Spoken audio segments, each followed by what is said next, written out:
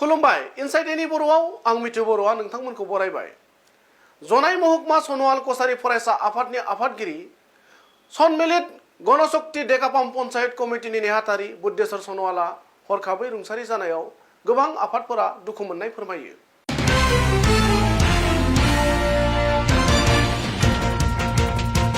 थांनाय मे दाननिफ्राय गोब्राब बेरामजों नाख्रेबजानानै 44 बोसोर बैसोनि बुद्धेश्वर सनवाला डिब्रुगड़ गुवाहाटी तिनिसुकियायाव फाहामथाय लाबाय थाबोदोंमोन।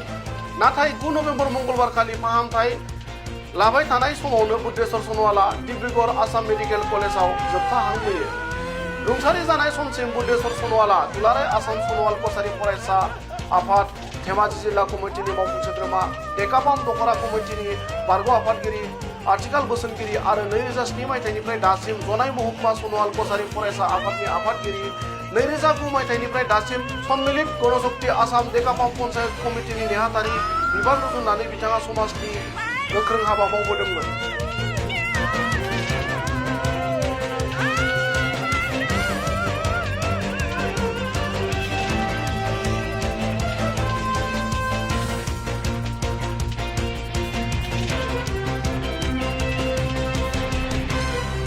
बिथांनि रुंसारि जानाय खौरांखौ मोननानै धेमाजि जिल्ला सनवाल कसारी फरायसा आफादनि बोसोनगिरि तुलन सनवाल, टिएमपिकेनि मिरु सोद्रोमा कलिया पेगु, सनवाल कसारी फरायसा आफादनि डेकापाम दखरा कमिटिनि दैदेनगिरि मावथिफोरा नुजाथि फैनानै बुद्धेश्वर सनवालनि रुंसारि देहायाव सनवाल कसारीनि गामसा, सनवाल कसारी फरायसा आफादनि फिरफिला आरो बिबार बावनानै जोबथा बिदाय होयो।